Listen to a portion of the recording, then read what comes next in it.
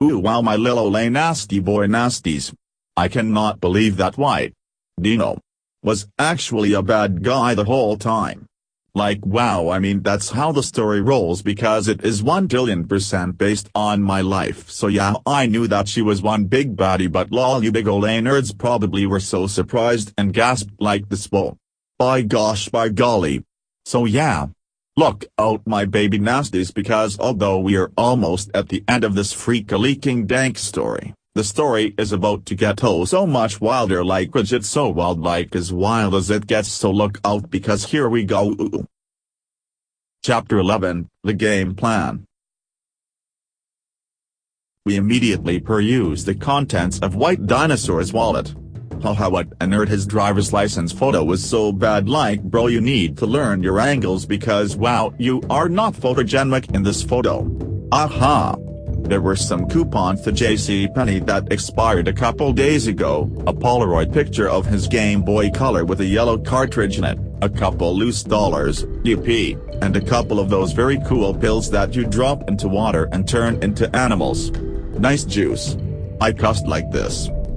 $dollar at and carat percent, and I threw the contents of the wallet on the ground. That's when I saw it. On the back of the Polaroid picture of his cute lil Olay Game Boy, there was the six-pointed star of the meme lorks and some writing. It said RIP my one true love, then there were a string of numbers, that seemed to be coordinates, and what seemed to be a phone number. I gave a meaningful look to Spaghetti Sam, pocketed the picture and looked over at our ragtag band of misfits. I asked Billy Willie the Philly Mo Millie a silly dilly the bad Bill Will how long it would get to town. He was like oh yeah actually it's just over that big hill, it's like legit not far at all, it's like legit right there. We climbed over the hill and I gasped like this hoo-eh. I had just dropped a massive log in my pants. Also it looked as if the town had been ravaged by Nidoking. Part of it was still burning, part of it was frozen, part of it looked like boulders had rained down on it, and the last part was covered in Curious George fruit snacks. Luckily for us it seemed as if the sheriff's station was the part where all the fruit snacks were. We hustled over there on our cute little legs running and panting like this We made it and I scooped some Curious George fruit snacks into my mouth, yummy, opened the door, and ran to the telephone at the desk because it's the Wild West and we don't have cell phones. It had one of those old-school rotary dials and one by one I flicked the numbers on the back of the picture. 4, 2, 0, 6, 9, 6, 9. Nice. The line rang a couple times and then a polite, demure lady's voice came through to my end. This is the hotline for capturing, taming, and raising dragons, mythical beasts, and Pokemon. How can I help? Taken aback, I was like wow, you really help with Pokemon? Okay, so I like for real cannot catch this stupid thing called Lugia, it for rel's 6 to catch. The lady replied well yeah that one is pretty bad, but like just put that bad boy to sleep and make sure his health is as low as possible and throw some of those good Ultra Balls. Oh thanks, yeah I will try that for sure.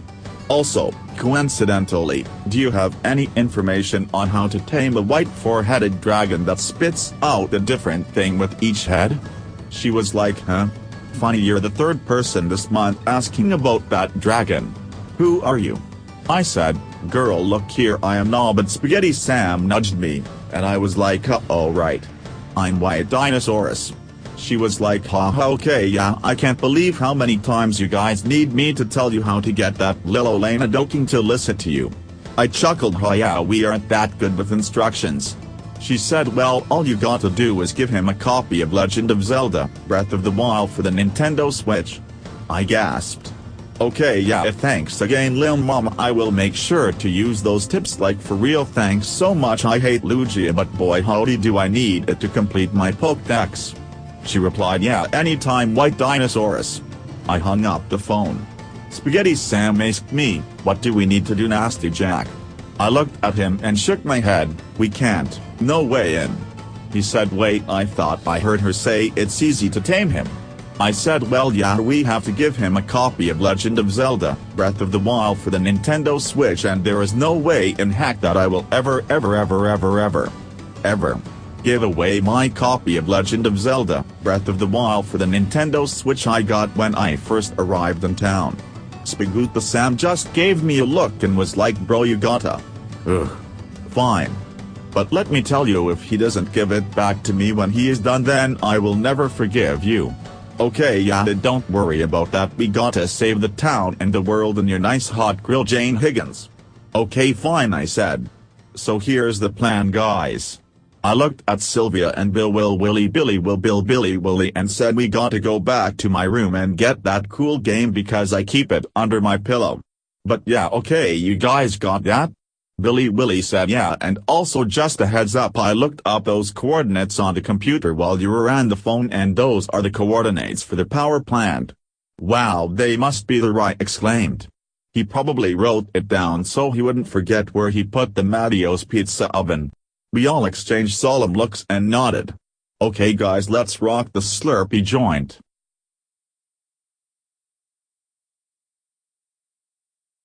Ad break. Hello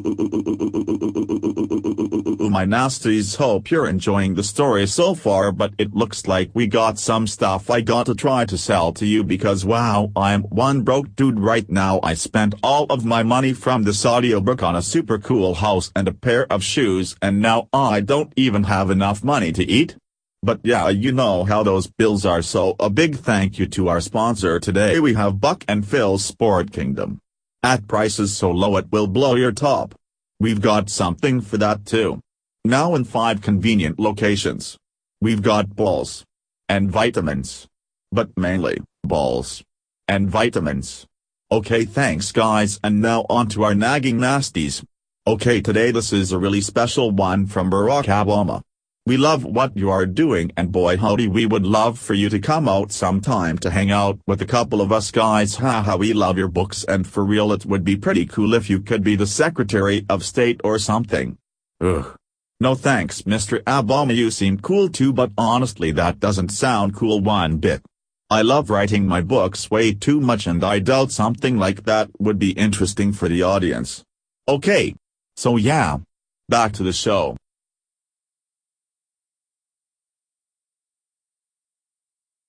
We totally strapped ourselves up with all the guns and stuff in the station and put some war paint underneath our eyes like this was legit a straight up montage like out of a movie or something. Wow, that's so cool. When we were all ready, I kicked open the front door of the sheriff's station with the yodeler and we were off. We walked over to the bar where my lodgings were, and wow, it was all frozen over. I tore a loud nut-buster fart after falling over because it was so slippery. Like we were basically on a slip and slide, that's how slippery it was. We finally made it inside of the desolate bar and it was all frozen inside. Some idiot had left the windows open, said Spaghetti Sam, and I was like lol, yeah, what a dummy. Even though it was totally me, I left them open because wow, it is always so hot in the Wild West, like fricky rotini boy, why you got to be a hater. We slid on over to the staircase and I was like, oh no, there is no way we are gonna make it up. I have seen Home Alone and there is no way to climb slippery stairs. I'm not trying to die, Chaufeel. Well, said Spagangster Sam, we got to go up, so figure something out. My mind flashed back to seeing the bartender taking off his shoes after he had gotten back from playing soccer one night, and I was like, oh my gosh. I looked over the bar and there they were. Those very cool Nike cleats. I flung myself over the bar with a crash and strapped those bad boys on my feet, even though they were like 20 times too big for me. Darn that 9-foot-tall bartender. I climbed up the stairs, giving Spaghetti Sam a piggyback ride. We turned into my room and I could not believe it. The window was wide open and I knew I had been exposed. I looked over at my bed and it was completely frozen. Crap. I tried to pick up the pillow but to no avail. It was stuck. Spaghetti Sam inhaled super deeply, then exhaled a stream of flame that slowly melted the ice that had encased my nice little matching race car pillow and comforter. Wow, what the frick? Spook Sam said, yeah, I totally forgot until I saw the bad dragon breathing fire that my great-great-grandpappy was actually a Charizard. Wow, very cool. That is one cool fact, my boy. I picked up the sopping wet pillow and there it was. I sighed with relief. My copy of Legend of Zelda: Breath of the Wild for the Nintendo Switch was right there, in perfect condition. I put it in my pocket and we went downstairs and I replaced my cleats with my excellent cowboy boots because I got to look straight thuggin' 24/7. Alright. I looked over at Sylvia and Willy Billy and said, "Down to clown on this side of town?" They said, "Huh? It's a figure of speech, guys. You ready to confront those big bad guys?" "Oh yeah, lol, just say that next time." I wiped a little tear from my eye because they really didn't have to be so mean. Before we even started towards the door, we heard a big whoosh and there was a loud thump outside. It was Nidoking and White Dino. I slid out the door and down the street while the bad dragon was spitting all sorts of nasty things at me except for the cool head that was slinging those good fruit snacks. I flung myself off the ice at the end of the street and swiveled on the spot waiting for my chance to give Nidoking my Legend of Zelda: Breath of the Wild for the Nintendo Switch cartridge. "It's all over now," screamed White Dino. "I have you now and no one will be able to stop us from our nefarious evil deeds." She cackled like thighs. Ha ha ha ha ha ha ha ha ha ha ha ha ha ha ha ha. As the dragon prepared to swoop down on me, I saw my chance. I deftly reached into my pocket and pulled out the game and threw it like the swish right at the feet of Nidoking. It stopped and looked at it for a couple hours before finally White Dino yelled, "What are you doing? Kill him." I stepped forward and was like, "No. I just want to be your friend, Nidoking." It slowly let itself down until it was curled up like a little cat or something, and from out of nowhere, a rope landed around White Dino. It was Spaghetti Sam, who had lassoed her like a real og pimp. I was like, woo-wee-hoo. Awesome job, boy.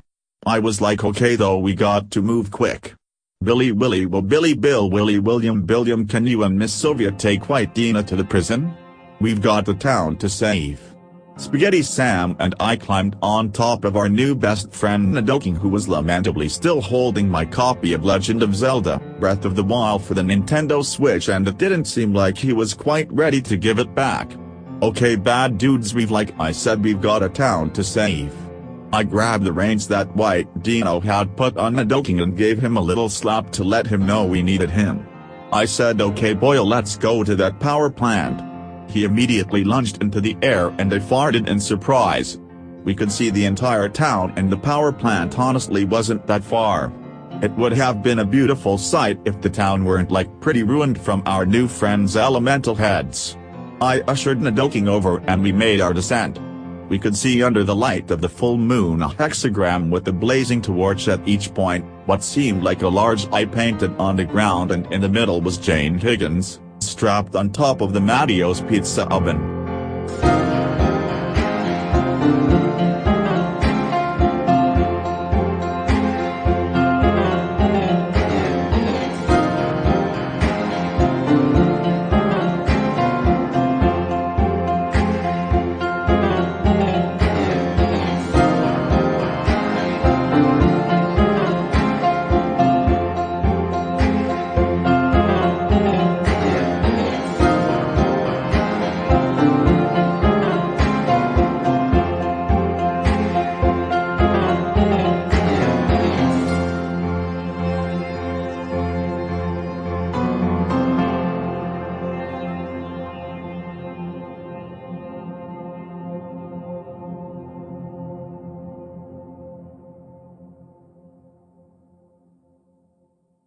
This audiobook is copyrighted by Nasty Jack Cool Storytime Incorporated.